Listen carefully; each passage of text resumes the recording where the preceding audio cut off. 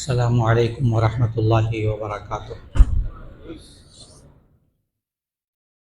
نحمدہ ونصلی علی رسولہ الکریم، اما بعد فاعوذ باللہ من الشیطان الرجیم، بسم اللہ الرحمن الرحیم۔ قد افلح من تزکا وذکر اسم ربہ فصلی، وقال تبارک وتعالی وقال ربکم ادعونی استجب لکم، وقال تبارک وتعالی اذا سألک عبادی عنی فانی قریب اجیب دعوت الداع اذا دعانی فلیستجیبوا لی ولیؤمنوا بی لعلہم یرشدون۔ صدق اللہ العظیم۔ اللہ رب العزت نے ہم سب کو یہ بابرکت لمحات عطا فرمائے۔ رمضان جیسا بابرکت مہینہ، اور پھر اس کے آخری عشرے کی برکتوں والا مہینہ اور برکتوں والا ہفتہ، پھر اس آخری ہفتے میں بھی آخری جمعہ، رمضان کا آخری جمعہ، دعاؤں کی قبولیت کا وقت، اور آنے والی طاق راتیں، 27ویں 29ویں راتیں، دعاؤں کی قبولیت کے اوقات۔ اللہ رب العزت ان راتوں میں، ان دنوں میں خوب دعائیں مانگنے کی توفیق عطا فرمائے۔ نبی کریم صلی اللہ علیہ وسلم نے تو ارشاد فرمایا کہ الدعاء مخ العبادہ، دعا عبادت کا مغز ہے۔ نماز ہو تو اس کی روح دعا ہے، روزہ ہے دعا ہے، عبادات کے اندر اصل چیز دعا، اللہ سے مانگنا۔ یہ انسان اللہ سے مانگے، اللہ ضرور قبول فرمائے، اور یقین کے ساتھ مانگے، اور یہ سوچ کر مانگے کہ اللہ ہماری دعائیں ضرور قبول فرمائے گا۔ اپنے گناہوں سے دعا توبہ اور استغفار کر کے اپنے آپ کو انسان مایوسی سے نکالے، مایوسی سے نکالے۔ یہ اللہ نے ہمیں قرآن مجید میں تلقین کی ہے کہ اپنے آپ کو مایوسی سے نکالو۔ قل یا عبادی الذین اسرفوا علی انفسہم لا تقنطوا من رحمت اللہ ان اللہ یغفر الذنوب جميعا انہ هو الغفور الرحیم۔ یا عبادی الذین اسرفوا علی انفسہم، اے میرے بندو جنہوں نے اپنی جانوں پر زیادتی کی ہے گناہ کر کر کے، لا تقنطوا من رحمت اللہ، اللہ کی رحمت سے مایوس مت، کم از کم اللہ کی رحمت سے مایوس نہ ہو، چاہے کتنے گناہ ہو گئے، چاہے اللہ سے بہت مانگا ہو اللہ نے نہ دیا ہو، پھر بھی مایوس نہ ہو، نہ مایوس ہو، پھر مانگیں اللہ سے، کہ یہ دعا خود عبادت ہے۔ اور زبان سے یہ بھی نہ نکالا کریں کبھی کہ ہماری دعائیں قبول نہیں ہوتی، یہ بھی نہیں کہنا چاہیے۔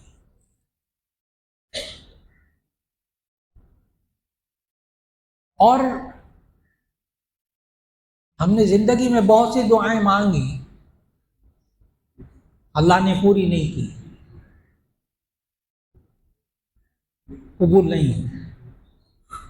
کیا ہم زبان سے بھی نہیں یہ نکال سکتے کہ ہماری دعائیں قبول نہیں ہوئی؟ تو اس کا جواب ہے کہ جی ہاں، مانگ مانگ کر تھک گئے نا، اللہ نے نہیں دیا، پھر بھی زبان پر یہ نہ لائیں کہ اللہ نے میری دعا قبول نہیں کی، نہ لائیں۔ نبی صلی اللہ علیہ وسلم نے منع کیا ہے۔ نبی صلی اللہ علیہ وسلم، بہت مستند حدیث، نبی صلی اللہ علیہ وسلم نے فرمایا صحابہ سے بہت سے لوگ ہیں جو دعائیں مانگتے ہیں پھر جلد بازی میں اپنی دعاؤں کو ضائع کر دیتے۔ صحابہ نے پوچھا یا رسول اللہ وہ جلد بازی کیا ہوتی ہے؟ نبی صلی اللہ علیہ وسلم نے فرمایا جلد بازی یہ ہے کہ بندہ دعا مانگے اور پھر خود ہی ساتھ کہنا شروع کر دے میری دعائیں قبول نہیں ہوتی۔ اب ایک الجھن ذہن میں پیدا ہوتی ہے کہ ایک طرف ہماری دعائیں قبول نہیں ہوتی، دوسری طرف یہ بھی پابندی ہے کہ یہ بھی نہیں کہنا کہ میری دعا قبول نہیں ہوتی۔ یہ کیا بات ہوئی؟ ایک طرف دعائیں قبول نہیں ہوتی، دوسری طرف یہ بھی نہیں کہنا کہ ہماری دعا قبول نہیں ہوتی۔ اب اس بات کو سمجھنا ہے تاکہ حوصلہ پیدا ہو دعائیں مانگنے کا،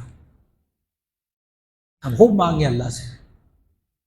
اس لیے کہ ہم جب قرآن و حدیث کا مطالعہ کریں تو ہمیں معلوم ہوتا ہے کہ دعاؤں کی قبولیت کی کل 4 صورتیں ہیں۔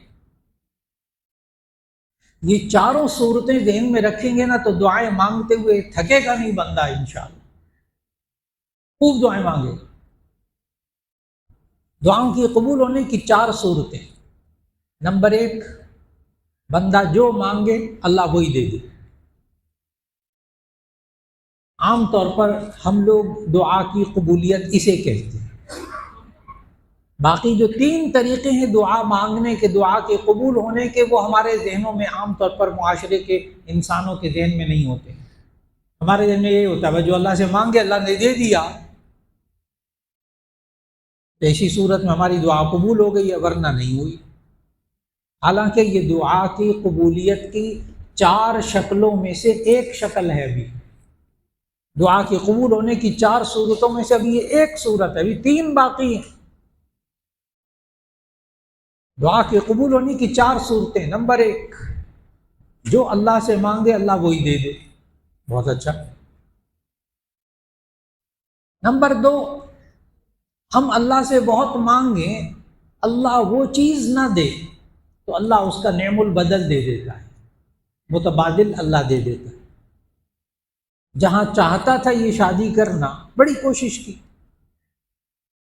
اور شادی وہاں نہیں ہوئی، کہیں اور ہو گئی، سمجھے کہ اللہ نے نعم البدل دے دی، متبادل دے دی۔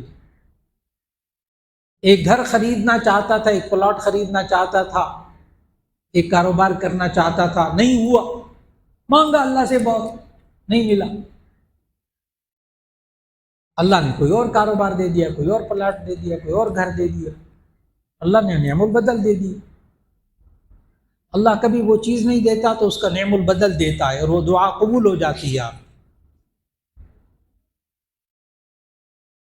انسان ہے آخر، کوئی دعا قبول نہیں ہوتی نا، یعنی وہی دعا پوری نہیں ہوتی تو انسان مایوسی میں چلا جاتا ہے۔ بڑے ہمارے نوجوان بچے اور بچیاں جو ہے نا وہ ڈپریشن میں مبتلا ہوتے ہیں، صرف اس وجہ سے کہ میں نے فلاں جگہ ایڈمیشن لینا تھا، فلاں یونیورسٹی میں میرا وہاں ایڈمیشن ہی نہیں ہوا، میں نے MBBS میں لینا تھا میرا نام ہی نہیں آیا، میں نے فلاں جگہ شادی کرنی تھی میرا رشتہ ہی نہیں ہوا، اللہ نے ایک چیز مانگی تھی اللہ میں نے آپ سے وہ بھی نہیں دی کہ میری فلاں جگہ شادی ہو جائے، فلاں لڑکی سے شادی ہو جائے، لڑکی کہتی ہے فلاں لڑکے سے شادی ہو جائے، نہیں ہوتی، ڈپریشن۔ وہ جس منزل پہ پہنچنا چاہتا تھا، اپنی تعلیمی منزل، وہ ڈگری حاصل کرنا چاہتا تھا، نہیں پوری ہوتی، ڈپریشن، ذہنی دباؤ میں آ جاتا بیچارہ۔ جب بھی ہمارے خاص طور پر زندگی میں ہمیں یا ہمارے نوجوان بچے اور بچیوں کو اس وجہ سے کہ انہوں نے جو ایک گول، یہ جو ایک مقصد، جو زندگی کا ایک ٹارگٹ بنایا ہوتا ہے، وہ جب نہیں ملتا نا، اس وقت جب وہ مایوسی میں جانے لگتے ہیں تو اس وقت ایک آیت اور اس کا ترجمہ بچوں کو بار بار سنائیں، خود بھی پڑھیں۔ سورۃ البقرہ کی ایک آیت، اس کو ذہن میں رکھیے گا، انشاءاللہ وہ بندہ ڈپریشن میں نہیں جائے گا جس کو اس کا ترجمہ آتا ہوگا۔ اللہ نے فرمایا، دیکھیے گا، اللہ وہ چیز نہ دے تو کوئی نعم البدل دے دے، یا اللہ وہ چیز نہ دے انسان کو، مانگی اولاد اللہ سے، اللہ اولاد دے دے، ساری زندگی نہیں ملی، کیا وہ دعائیں قبول ہوئیں کہ نہیں ہوئیں؟ کیوں اللہ نے وہ چیز بھی نہیں دی، نعم البدل بھی نہیں دیا۔ بڑی توجہ سے سنیے گا وہ آیت اور اس کا ترجمہ۔ بہت جگہ ایسا ہوتا ہے، بہت سارے طلباء، ساری زندگی طلباء میں گزری، نوجوان بچے بچیاں سب کو پڑھاتے ہوئے گزری، بہت طلباء بیچارے نساٹ ہو جاتے ہیں بعض معاملات میں، مایوس ہو جاتے ہیں، اس مایوسی سے ڈپریشن میں چلے جاتے ہیں، ماں باپ کے لیے بھی عذاب بن جاتے ہیں۔ جس بچے کو، نوجوان کو یہ والی آیت سنائی اور کہا بس اس کو پڑھو، اس کا ترجمہ پڑھو، سوچو ذرا اللہ نے کیا کہا ہے، وہ ڈپریشن سے نکل آتا ہے بغیر دوائیوں کے۔ آیت کو غور سے سنیے گا، اللہ کا نظام، عسیٰ ان تکرہوا شیئا وہو خیر لکم وعسیٰ ان تحبوا شیئا وہو شر لکم واللہ یعلم وانتم لا تعلمون۔ ترجمہ بڑے غور سے، اللہ کا نظام ہے، خالق ہے، وہ کہہ رہا ہے جس کے ہاتھ میں سب کچھ ہے۔ عسیٰ ان تکرہوا شیئا وہو خیر لکم، ہو سکتا ہے آپ کسی چیز کو ناپسند کرتے ہوں اور وہ آپ کے لیے خیر ہو۔ وَعَسَىٰ أَن تُحِبُّوا شَيْئًا وَهُوَ شَرٌّ لَكُمْ، اور ہو سکتا ہے کہ آپ کسی چیز کو پسند کرتے ہوں اور وہ آپ کے لیے بری ہو، شر ہو اس میں۔ وَاللَّهُ يَعْلَمُ وَأَنْتُمْ لَا تَعْلَمُونَ، اللہ جانتا ہے، آپ نہیں جانتے۔ بندہ کبھی کبھی جاگتا ہے، کبھی کبھی اس آیت کے مطابق جاگتا ہے۔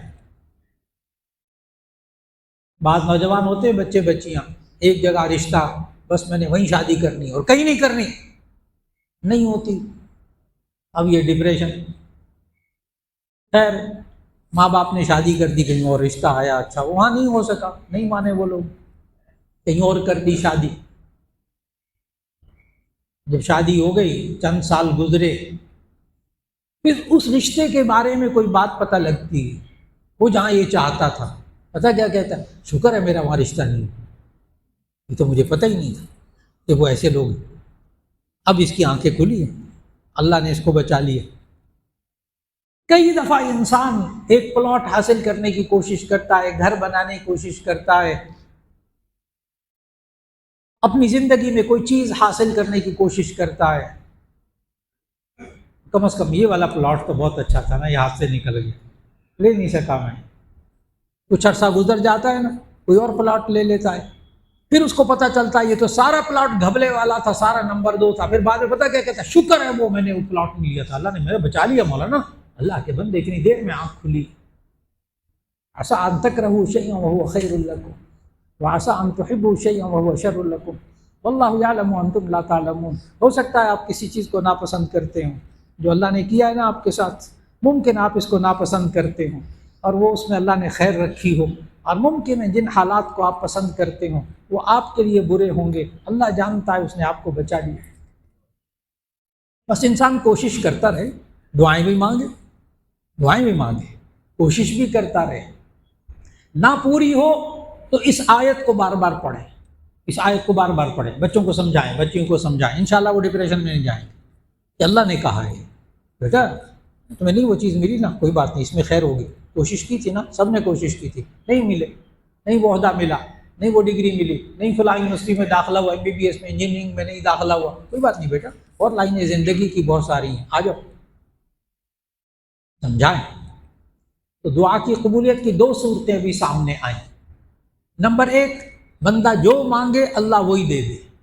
نمبر 2، اللہ وہ نہ دے، اس کا الٹرنیٹ دے دے، متبادل، نعم البدل دے دے۔ 2 چیزیں ہو گئیں۔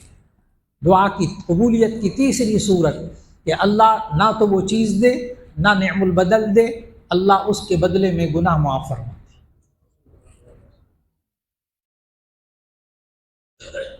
انسان کی آرزوؤں کو، تمناؤں کو، چاہتوں کو اللہ رد کر کے اس کے بدلے میں اس کے گناہوں کو معاف کر دے۔ یہ بندے نے مجھ سے بہت مانگا، بہت مانگا، یا اللہ اولاد دے دے، ساری زندگی اولاد نہیں ملی، فکر نہ کیجئے، اس کے بدلے میں اللہ نے گناہوں کو معاف کر دیا۔ ساری زندگی ایک چیز مانگتا رہا، کوئی اور چیز نہیں ملی، مانگتا رہے، مانگتا رہے، اللہ اس کے بدلے میں گناہ معاف کر دے گی۔ 3 صورتیں ہو گئیں، یا وہی چیز اللہ دیتا ہے، یا نعم البدل دیتا ہے، یا اس کے بدلے میں گناہ معاف کرتا ہے۔ نمبر 4، اب نمبر 4 میں جامع ترمذی کی حدیث سنانے لگا ہوں۔ نبی صلی اللہ علیہ وسلم نے فرمایا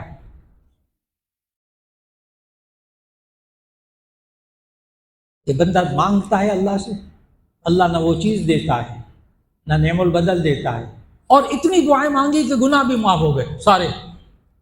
اب اللہ تعالیٰ ان دعاؤں کو جو پورا نہیں کیا، میں نے قبول کا لفظ نہیں بولا، اللہ نے ان دعاؤں کو پورا نہیں کیا، تو اللہ تعالیٰ اس کے بدلے میں اب اس کو نیکیاں عطا فرمائے گا۔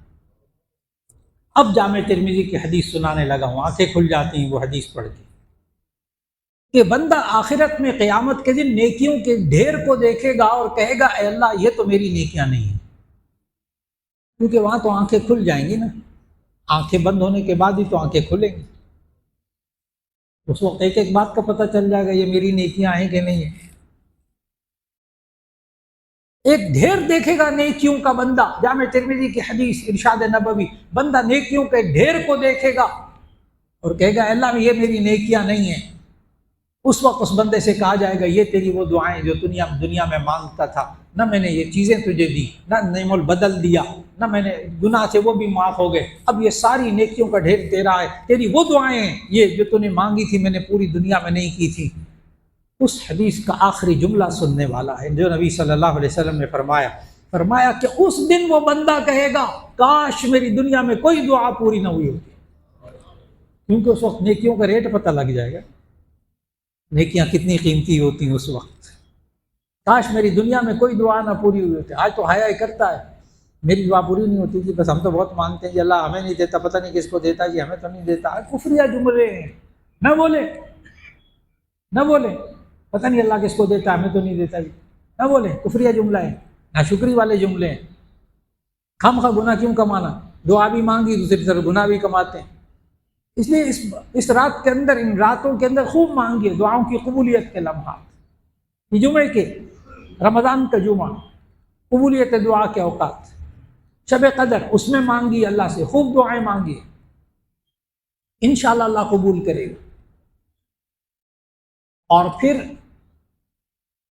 یہ انسان اپنے آپ کو دعاؤں کی قبولیت کے لیے تیار بھی کرے، اور جو کوتاہی ہو گئی اس کو دور کرنے کی کوشش کرے، اور ان کوتاہیوں کو دور کرنے کے لیے اللہ نے ایک صدقہ فطر بھی رکھا۔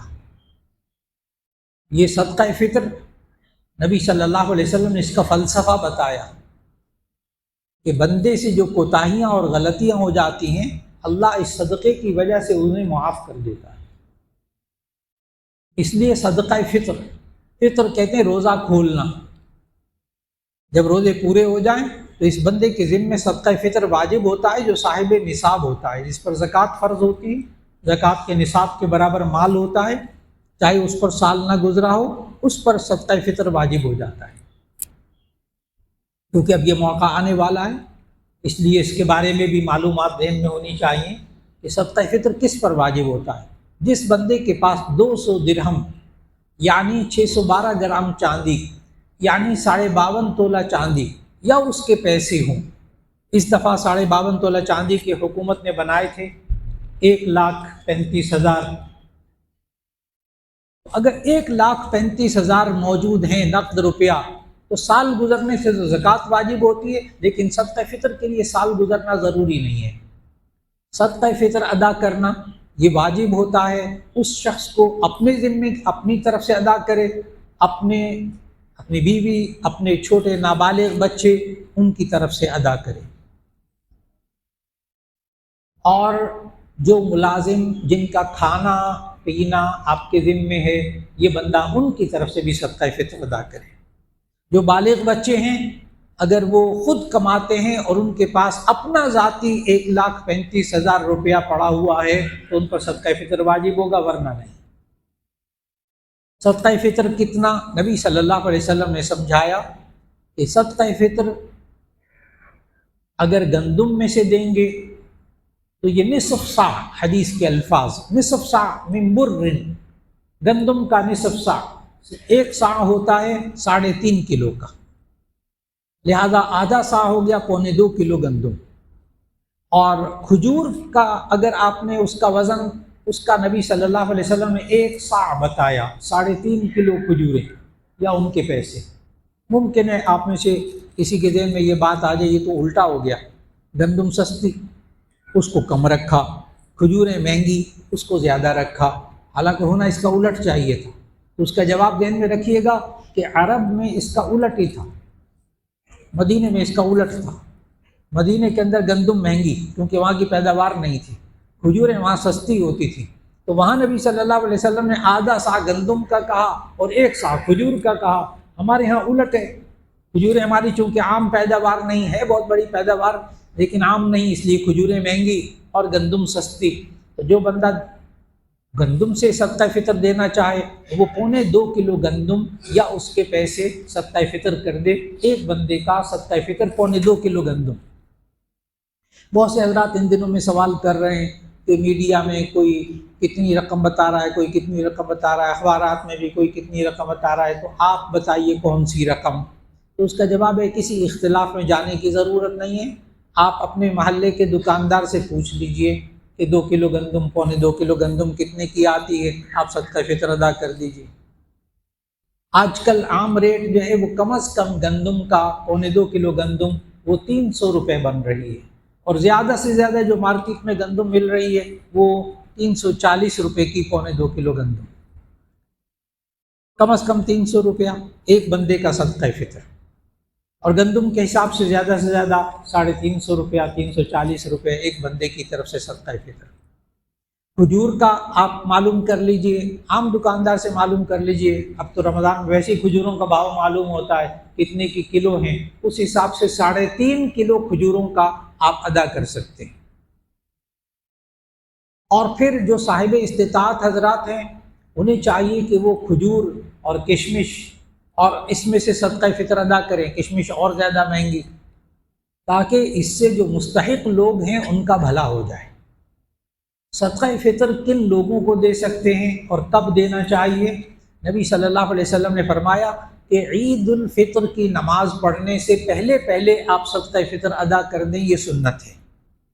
نہیں ادا کر سکے تو عید الفطر کی نماز کے بعد بھی آپ کے ذمہ واجب رہے گا، لیکن ثواب زیادہ یہ ہے کہ عید الفطر کی نماز پڑھنے سے پہلے آپ رمضان میں بھی ادا کر سکتے ہیں۔ عید الفطر کا یہ صدقہ ادا کرنا یہ ہر اس شخص کے ذمے ہے جو مسلمان ہو، عاقل ہو، بالغ ہو اور صاحب نصاب ہو، چاہے اس نے روزے رکھے ہوں یا نہ رکھے ہوں۔ یہ بڑی اہم بات ہے۔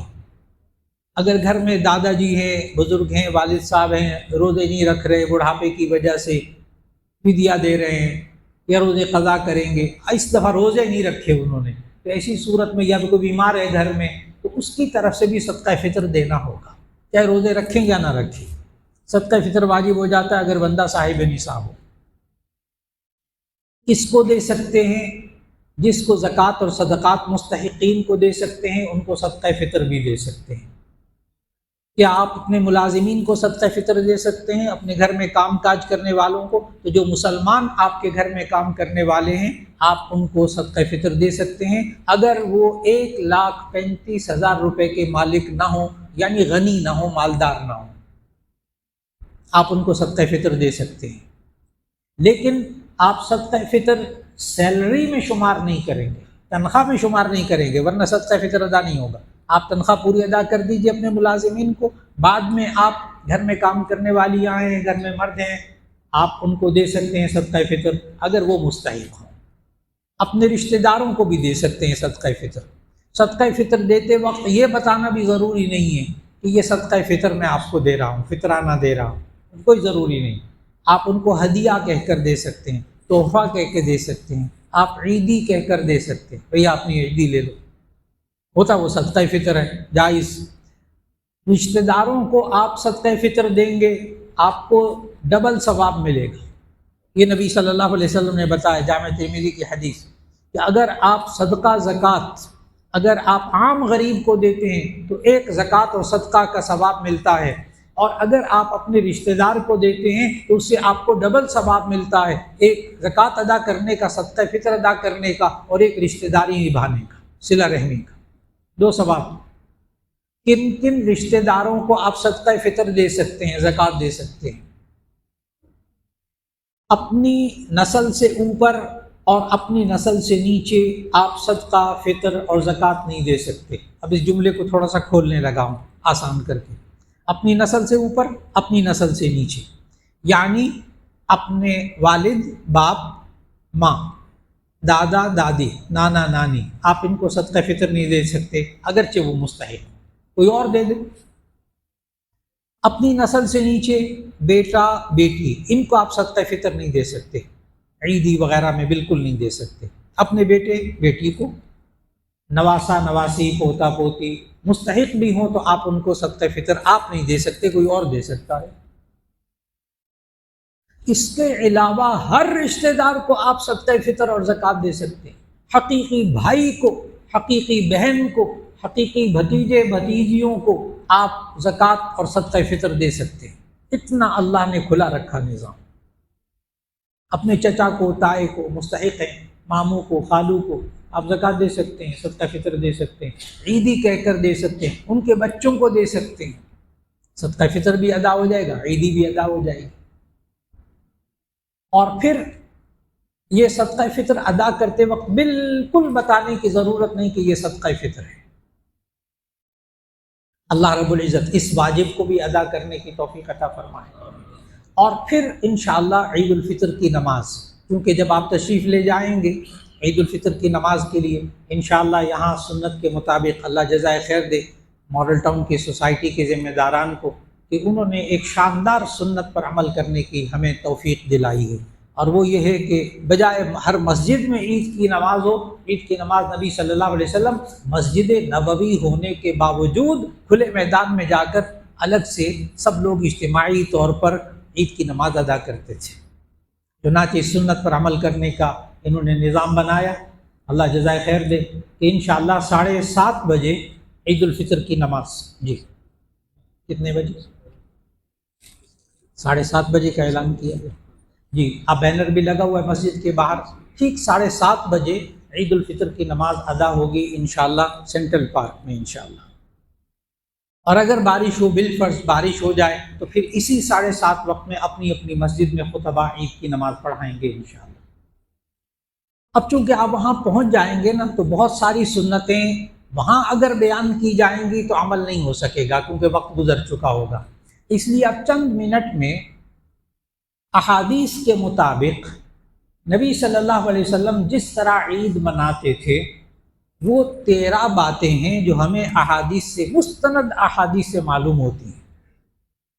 حدیث میں عید الفطر کس طرح ہم سنت کے مطابق منائیں، ادا کریں، اس کے لیے 13 سنتیں ذہن میں رکھیں۔ عید الفطر کے دن جلدی بیدار ہونا یہ بھی سنت ہے۔ آج کل جلدی بیدار ہونے کی عادت پڑی ہوئی ہے ساری کی وجہ سے، عید کے دن بھی آنکھ کھل جائے گی انشاءاللہ، بشرطے کہ رات بازاروں میں نہ گزاری ہو۔ اس رات کو جو آخری رات ہوتی ہے اس کو لیلۃ الجائزہ کہا گیا احادیث میں۔ جائزہ عربی میں کہتے ہیں انعام کو، لیلۃ الجائزہ انعام کی رات۔ آپ کو دنیا میں کوئی ایسا طالب علم ملے گا یا کوئی طالبہ ملے گی جس کی جناب کانووکیشن ہو رہی ہو جس دن، اور وہ چلی جائے بازار میں سیر کرنے کے لیے یا پارک میں سیر کرنے کے لیے، ادھر کانووکیشن ہو رہا ہے، انعامات کی تقریب ہو رہی ہے، اور ادھر وہ بازار میں چلی جائے کہ میں ذرا شاپنگ کرنے جا رہی ہوں، کوئی بھی نہیں کرتا، بڑے سب عقل مند ہیں، اس کے لیے تو بڑی تیاری کرتے ہیں نا، انعام والے دن کے لیے، کانووکیشن کے لیے بڑی تیاری ہوتی ہے۔ لیلۃ الجائزہ انعام والی رات، وہ رات بازاروں میں گزرے، ہاں کوئی چیز ضروری ہے، بہت ضروری ہے لینی، ٹھیک ہے چلے جائیے، جائز ہے، حرام نہیں ہے، لیکن ساری رات جو انعام والی رات ہے، دعاؤں والی رات ہے، وہ جا کر بازاروں میں گزارنا، اسے بچنے کی کوشش ہو جائے۔ لیلۃ الجائزہ، تو پہلی سنت عید کے دن جلدی بیدار ہونا۔ پھر نبی صلی اللہ علیہ وسلم عید کے دن غسل فرماتے تھے، عید کے دن غسل کرنا سنت، عید کے دن اچھے کپڑے پہننا سنت۔ وہاں روایات میں نئے کپڑوں کا ذکر نہیں ہے، احسن ثیابہ کے الفاظ ہیں، اپنے کپڑوں میں سے بہترین کپڑے جو اللہ نے دیے، نئے دیے ہیں، بہت اچھا، بہترین کپڑے پہننا یہ بھی سنت۔ عید کے دن مسواک کرنا یہ بھی سنت، عید کے دن خوشبو لگانا یہ بھی سنت۔ ہر ایک پرفیوم لگاتا ہے، خوشبو لگاتے ہیں عید کے دن، لیکن جب نیت نہیں ہے سنت کی، ویسے ہی لگائی ہے تو وہ ویسے ہو گئی نا، اور اگر صرف نیت کر لیں کہ میں سنت سمجھ کے لگاتا ہوں ثواب ملے گا۔ تو عید کے دن خوشبو لگانا سنت۔ عید الفطر کے لیے جب آپ جائیں تو جانے سے پہلے کوئی میٹھی چیز کھانا سنت۔ جامع ترمذی کی بہت مستند حدیث، ضرور نہیں کہ وہ سیویاں ہوں، کوئی بھی میٹھی چیز ہو سکتی ہے، کھجور بھی ہو سکتی ہے، کوئی مٹھائی بھی ہو سکتی ہے۔ نبی صلی اللہ علیہ وسلم کی سنت کہ عید الفطر کی نماز کے لیے جانے سے پہلے کوئی میٹھی چیز کھا لیتے تھے، سنت۔ عید کے لیے جب جائیں نماز کے لیے تو پیدل جانا سنت، بھرپور کوشش کریں جتنا بھی ہو سکے پیدل چل لیں، سنت۔ اور نبی صلی اللہ علیہ وسلم عید الفطر کی نماز کے لیے جب جاتے تھے تو آہستہ آواز سے تکبیرات پڑھتے ہوئے جاتے تھے۔ عید الاضحیٰ کے موقع پر اونچی آواز سے پڑھنا سنت، عید الفطر کے چھوٹی عید کے موقع پر آہستہ آواز سے اللہ اکبر لا الہ الا اللہ واللہ اکبر اللہ اکبر وللہ الحمد، آہستہ آواز سے پڑھتے جائیے، بچوں کو بھی سمجھائیے جو ساتھ جا رہے ہیں۔ پھر اس کے بعد پیدل جانا سنت، اور کھلے میدان میں عید الفطر کی نماز، عید کی نماز پڑھنا یہ سنت، اس پر بھی اللہ عمل کی توفیق دے گا انشاءاللہ۔ اور پھر عید الفطر کی نماز کے لیے جاتے ہوئے تکبیرات کہتے جائیے، یہ بھی سنت۔ عید الفطر کی نماز نبی صلی اللہ علیہ وسلم جلدی پڑھتے تھے، دیر سے پڑھتے تھے۔ عید الفطر کی نماز ذرا تاخیر سے، سورج نکلنے کے 1.5 گھنٹے بعد۔ اور عید الاضحیٰ بڑی عید کی نماز نبی صلی اللہ علیہ وسلم جلدی پڑھتے تھے۔ تو الحمدللہ یہ ماڈرن سوسائٹی والوں نے اس سنت پر بھی عمل کیا، عید الفطر کی نماز ذرا تاخیر سے، یہ سنت، جلدی بھی پڑھ سکتے ہیں لیکن اس سنت پر اللہ عمل کی توفیق دے رہا ہے الحمدللہ۔ نبی صلی اللہ علیہ وسلم عید الفطر کے لیے، یہ بھی جامع ترمذی کی حدیث ہے، نبی صلی اللہ علیہ وسلم عید الفطر کی نماز کے لیے جب جاتے تھے جس راستے سے، واپسی میں راستہ بدل لیتے تھے، یہ بھی سنت کہ دونوں راستے گواہی دیتے ہیں۔ اور پھر عید کی نماز پڑھنے کے لیے جائیں نا تو کچھ سوچ سمجھ کر جائیے گا، اس لیے کہ وہاں امام صاحب وہ حدیث سنائیں گے خطبے میں کہ نبی صلی اللہ علیہ وسلم نے فرمایا کہ جب اللہ کے بندے روزے رکھنے کے بعد، رمضان مکمل گزارنے کے بعد جب یہ عید کی نماز پڑھنے کے لیے جاتے ہیں تو اللہ تعالیٰ فرشتوں میں منادی کرواتا ہے۔ بہت مستند حدیث، ہر عید کے خطبے میں یہ حدیث سنائی جاتی ہے عربی میں، کہ جب یہ لوگ عید کی نماز ادا کرنے کے لیے جاتے ہیں، سب ایک جگہ اکٹھے ہوتے ہیں، اللہ فرشتوں میں منادی کراتا ہے کہ تم بتاؤ کہ جو میرے بندے جنہوں نے میرے لیے عبادت کی ان کا بدلہ کیا ہے، تو میں ان کا بدلہ عطا دے دوں گا، ان کا اجر و ثواب ان کو دے دوں گا۔ اور پھر اللہ تعالیٰ فرماتا ہے فرشتوں کو جو یہ عید کی نماز پڑھنے کے لیے گئے نا، ان کو کہتے ہیں جاؤ، فرشتوں کو کہا جاؤ ان کو خوشخبری سناؤ کہ یہ اب عید کی نماز پڑھ کر گھروں کو لوٹیں گے اس حال میں کہ اللہ ان کے تمام گناہ معاف کر چکا ہو، انہم مغفورون، یہ ان کے سب کے گناہ معاف کر دیے۔ میں نے کہا سوچ سمجھ کے جائیے گا عید کی نماز پڑھنے، جب واپس آئیں گے اللہ سارے گناہ معاف کر چکا ہو۔ اللہ رب العزت ہمیں سنت کے مطابق، جس طرح ہمیں اللہ نے اللہ کے رسول صلی اللہ علیہ وسلم کے حکم کے مطابق توفیق دی روزے رکھنے کی، نماز پڑھنے کی، اللہ عید کا دن بھی اسی طرح سنت کے مطابق دعاؤں مانگنے کے ساتھ اللہ تعالیٰ ادا کرنے کی توفیق عطا فرما دے۔ وآخر دعوانا ان الحمد للہ رب العالمین۔